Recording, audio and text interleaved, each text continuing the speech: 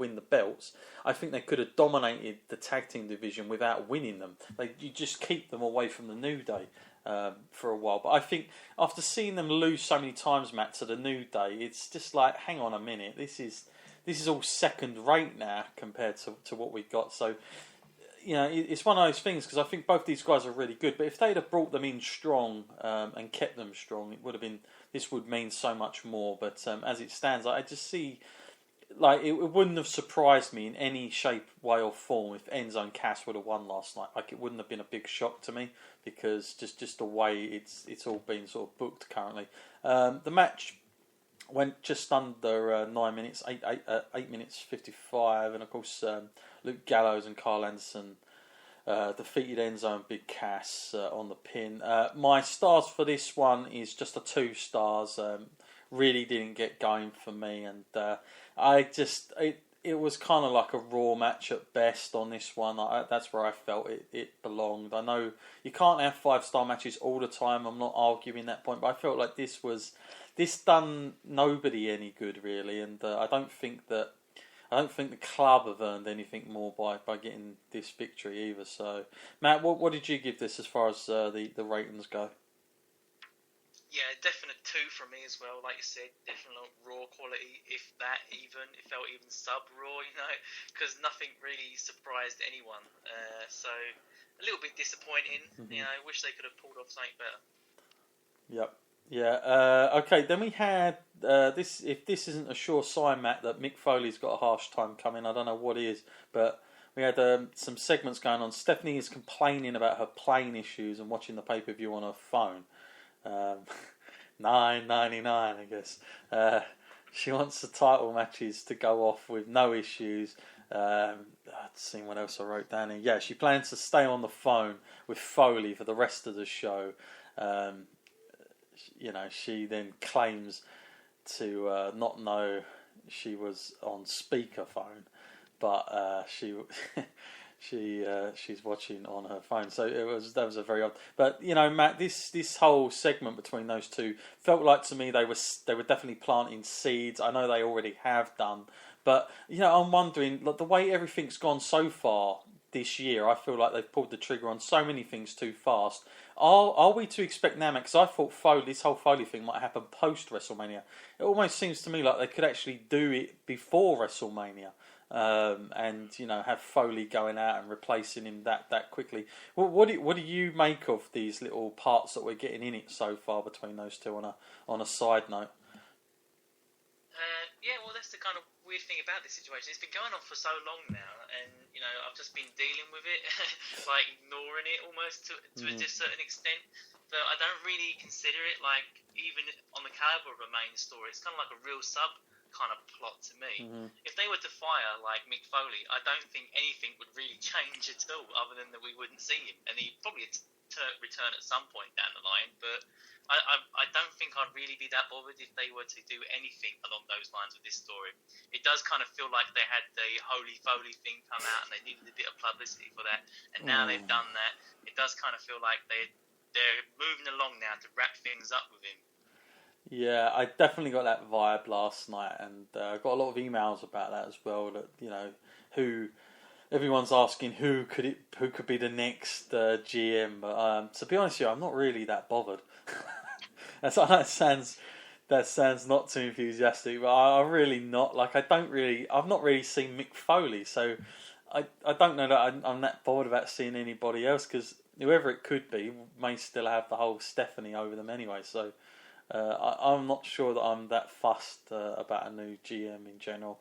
In any case, the next match we got was Sasha Banks up against Nia Jax, which obviously was a rematch from last month, Matt. Which that match was, I believe, only on the kickoff show. Is that right? On the Rumble when they had a match. I can't remember when that was placed. Yeah. So this was the rematch. I felt this match was better than that one, but again, there was something just missing from this. I definitely saw Sasha Banks winning. I know that a lot of the odds didn't. Thankfully, I did and got a kickback of money for it. But I just felt like mathematically, Sasha Banks has to win this for possibly what they're trying to set up at WrestleMania. So Sasha would have to win to get some sort of credibility back. But in general, Matt, this feud between these two is not. It's not exactly been off the chain stuff, and it was what it was. I mean, Banks, tried to get fired up. I felt early in the match with the strikes and all the rest of it, and Nia Jax kind of done her usual thing, and the Samoan drop and all the rest of it, and it was what it was. What did you think of the match, Matt? I mean, you're the Sasha Banks fan. I mean, are you as a fan just interested to know, Matt? Is this the Sasha Banks you want to see? Is this the one you've always followed, or do you feel there is something missing there, and WWE are doing a pretty poor job at it, or do you think it's Sasha in general? What is it? There's something. I'm pretty sure of it that's not quite going for her at the moment. Yeah, it definitely feels more a case of like a Sasha that's stuck in second gear here. She's not been actually able to get a rhythm in the ring, and I think it's because like they've been putting her against people like Nia Jax. She's had this thing going for a while now, and it's difficult when she's quite a small person, so it's going to be difficult for her to wrestle someone like much larger like that, especially when you have to get across the fact that she is so dominant, so you have to take a lot of the bumps and everything. And it is going to be difficult to get through. In fact, the way that she wrestled it almost kind of reminded me of the way that Bayley wrestled Nia Jax as well back in NXT, when they had to go to all stuff like headlocks and guillotines and all that stuff. And it just feels like they're struggling to find a way around her in the ring. Like, it's kind of getting kind of one-dimensional. I would like to see how Charlotte would handle Nia Jax, but that's a little bit more difficult, being it heel versus heel. But I think they would probably mesh together a lot better. I just think it's bad chemistry right now more than anything. So hopefully once they introduce some new blood into the Raw, because we're getting the same four wrestlers fighting each other in different patterns, and it's getting kind of tiring. So hopefully there's some stuff to look forward to in the future. Well, I hope so, because it's getting to that point where we're going to have the ultimate climax at WrestleMania here. So, I certainly hope so. That match, I mean, it lasted, again, 8 minutes, 35 seconds. We had a couple of them there, the exact same spots of that. I mean, star-wise, again, I gave this 2.5. I wasn't really into it. I felt there just wasn't much there. And the thing is, even though Sasha Banks won, it seemed like she only won by a kind of a fluke, in a way, because Jax dominated so much of the match. So, I don't know if it really, really helped her, or if people just saw that as a bit of a fluke victory, in some respects. I think in a lot of ways it would have been so much more impactful if Sasha Banks had won that first match, and then Nia comes back to win this one. But they did it the other way round, which what he's done is done. What do you give star-wise for this one, Matt? Yeah, I've got to agree with that. 2.5 stars from me, Sure. Because the only reason they got the extra half was because of the surprise at the end that Sasha actually won it. If not, it would have been definitely a 2. Yeah. Now, Christ, what was this all about, Matt? Because these matches weren't even announced. I felt like this was okay. You've had a good hour. Now you're gonna have a something that's not even been announced before the show almost, which was Cesaro against Jinder Mahal. I mean, I don't know where this come out of, but there was a match and we got it. But it almost seemed a little bit like time filling, Matt. These things. Not that I'm complaining to see Cesaro, but honestly, like what? And I just don't know how they think this is always a good idea sometimes, but. What did you think of this setup into that match, Matt, between Cesaro and Jinder, and how did you think that went? Because quite frankly, this was something I think we could have done without in a lot of ways, and it certainly was. If as a casual viewer was watching this would have been probably shutdown mode. This match for me, and I'm not really knocking Jinder, because I actually think the guy's got more potential than what they give him, but.